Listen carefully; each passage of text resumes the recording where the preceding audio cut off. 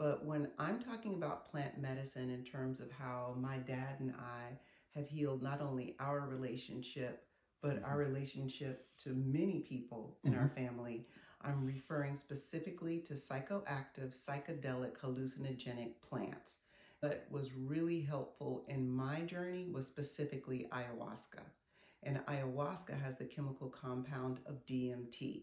DMT is a psychoactive, a psychedelic, and a hallucinogen.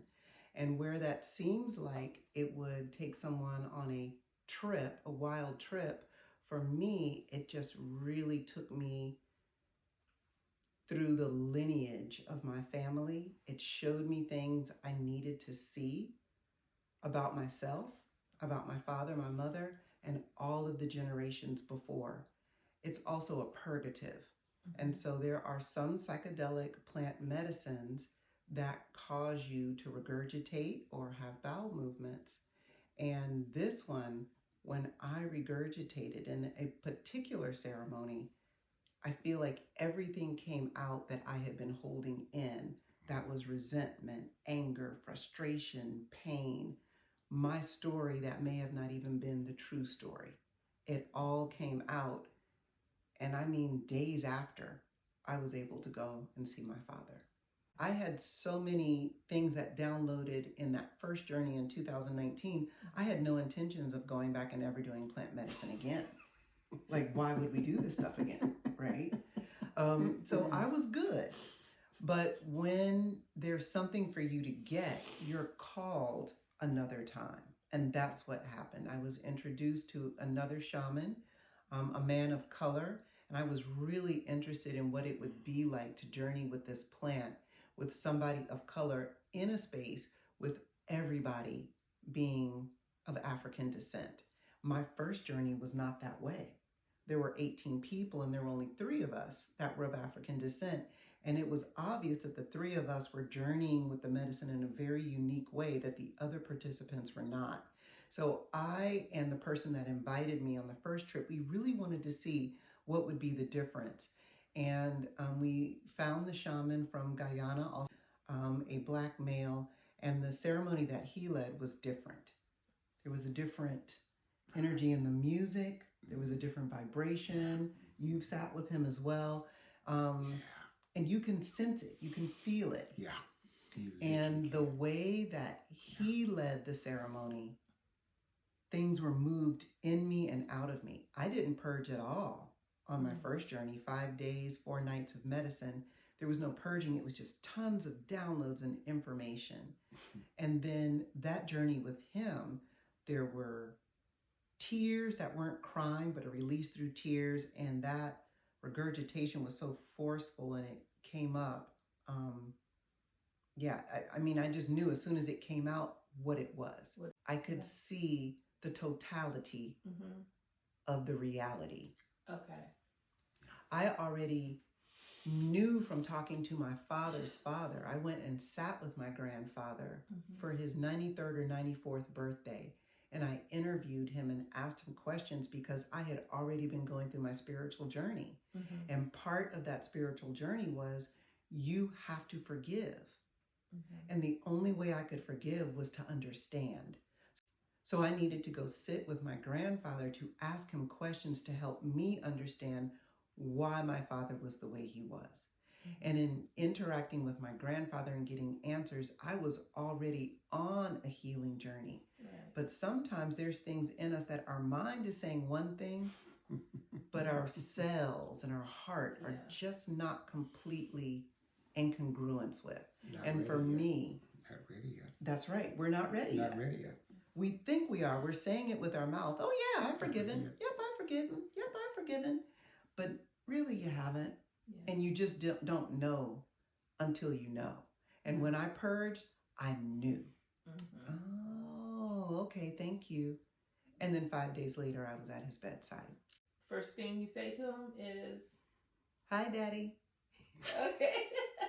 Just like that. Just "Hi, Daddy."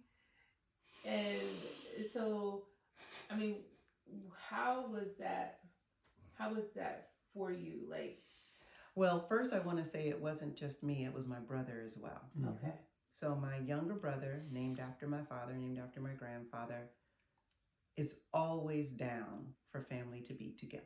Mm-hmm. He had been trying to say to me, Althea, I think, I don't think you got the story quite right. Like, somehow the things you're thinking, that's not quite what it is.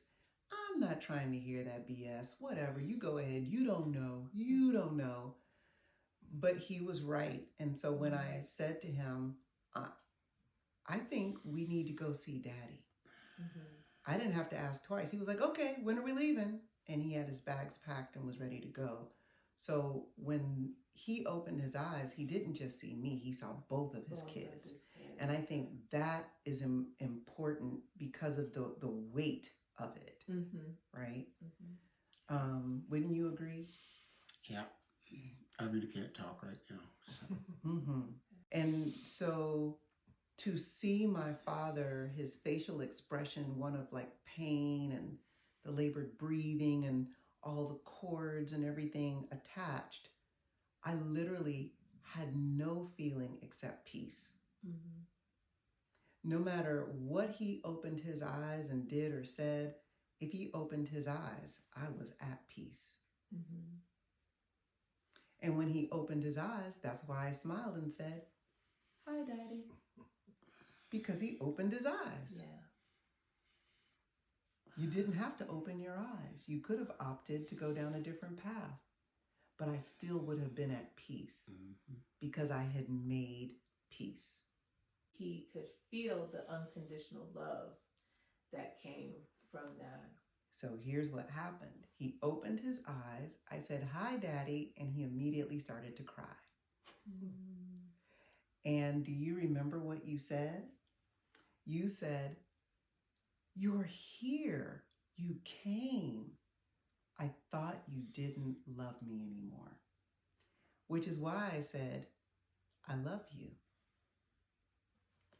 We say I love you a lot. People say it all the time. They don't really mean it. And sometimes when we say it, it's just too shallow. It's like inadequate for what's really meant. I said it with my mouth, but I was saying it with my being, with my energy. That's what I meant by, excuse me, that's what I meant by the term unconditional love. That's what I felt. I felt unconditional love. I did not have to do anything. He didn't have to explain. He didn't have to apologize. There was nothing that needed to be said or done except to open his eyes and let me say hi. Yeah. Yep. And you kissed me. I did. Yeah, you kissed me. I did. Yeah, Which made him cry more. Feel any bumps? There were no bumps in the road. For me, what was there was, is this all real? Which most people go through. Yeah. If a person who's been going through a lifetime with someone meets someone who's had a transformative experience, once that healing happens and that person comes back to who they've been having this lifetime journey with, the people cannot right away trust that this healed person is real. It takes a moment. And on my side, there was skepticism because all of a sudden here is my baby when a month ago, I didn't even know where my baby was at. We did not have that relationship. And things are just beginning to happen. I get an invitation to come to her house, and I considered stopping a few times to turn around and go home because I didn't know what I was going to experience coming to my daughter's home. She was quiet. Everything about her was quiet. Her home was quiet. It was peaceful. Well, okay, so on this particular trip, you, Althea, introduced your dad to Hape. Hape. So Hape is a beautiful medicine for somebody to start with for multiple reasons. We live in the United States and it's legal. So that's the first thing. Yeah. The second thing is it's not necessarily a psychoactive, hallucinogenic plant medicine. So I have several blends of Hape. Some of them are made with a tobacco base, and the tobacco is from South America, mapacho. And then other dried plants, seeds, resins, barks are put together in a powdered form, and ceremonially it's put into an instrument known as a tepi, and the server blows in one end and the powder is blown into the nose of the recipient. What this powder typically does for people is to stop all of the mental chatter, get us out of our heads, and it kind of resets the central nervous system so that the body can relax. You feel it sometimes through your arms and down to your fingers, depending on the type of Hape, down through your legs and feet. Sometimes you just feel like a clearing and an opening in the head, an expansion, a knowing.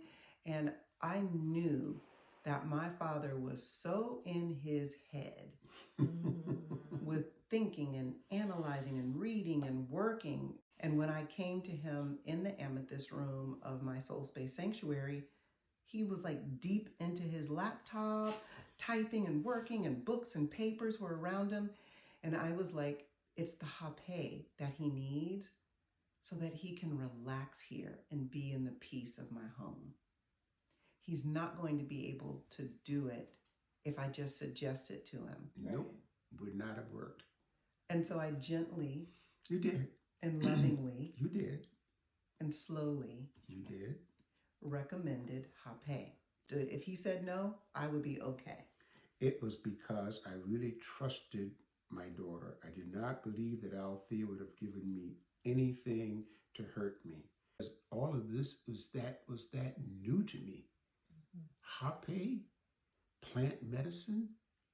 I didn't know what that stuff. Literally, it doesn't matter how much education someone might have. Certain things, at least for me, I wouldn't be reading about something like that. I wouldn't have a need to. And let me tell you this, it doesn't matter what we read. It still doesn't tell you what it is. No. Until you experience it. For anyone out there that is researching and researching and researching until there's nothing left to research, you still don't know. Nope. You have to experience it in a safe environment where you can actually let yourself go. Yep. If you're holding on too tight and trying to maintain control, it doesn't matter that you ingested it. You still will not experience it. Like my father said, you have to be vulnerable, you have to be trusting, and you have to let go. Yep. It's the only way. I was with Althea on 2 of the journeys. I'm with her. I know nothing is going to happen to me. Right. Nothing's going to happen to me. Right. So I'm allowing the medicine to do the kinds of things that the medicine wants to do with me when it wants to do it. And that's the beautiful thing about this. It does what it wants. In my experience, it does what it wants to do when it wants to do it. And I don't anticipate anything now. Just and agreed. Just wait. Would you suggest to someone plant medicine to help them with their relationship? I am not one to recommend plant medicine willy-nilly to any and everyone. I don't think it is for everyone.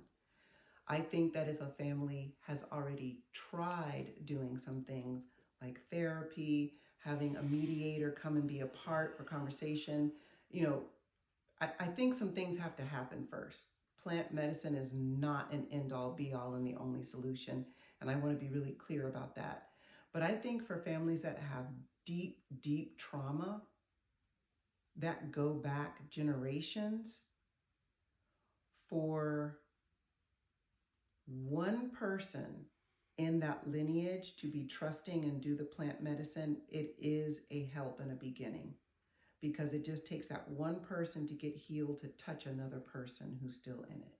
And I totally agree. At first, I just knew it was like a panacea. But where I am now, Might not be for everyone. If someone were to ask me, my question would be just like I've said before: what is your divine telling you? What do you feel? Do you want to do it? Do you really want to do it? So what would be the steps that you would suggest that someone who's considering plant medicine to start thinking about? I think number one, research, like the two of us do. I think to do some research on your own, but then also maybe to interview a plant medicine leader, someone like me, or if there's a shaman that they're comfortable with, that they've been introduced to, a medicine person. And then not to even think about this just as a spiritual ceremonial experience, but to also consider maybe even a clinical option and speak to a licensed therapist.